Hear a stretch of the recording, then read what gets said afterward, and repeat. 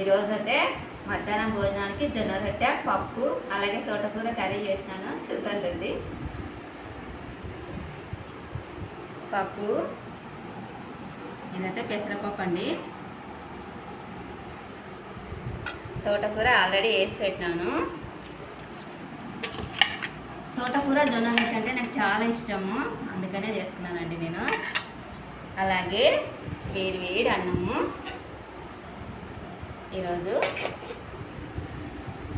జొన్న రొట్టె అంటే చాలా ఇష్టం నాకు. చపాతీ కన్నా మా ఆయన ఎక్కువ జొన్న రొట్టె తింటాడండి, చపాతీ తక్కువ తింటాడు.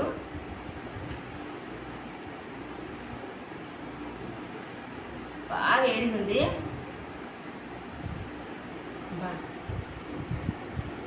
ఇంత బాగుందంటే ఇంత బాగుంది పెసరపప్పు జొన్న రొట్టె.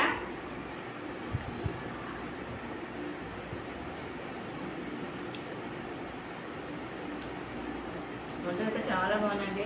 మా వీడియో నచ్చినట్టయితే లైక్ చేయండి, షేర్ చేయండి. బాయ్.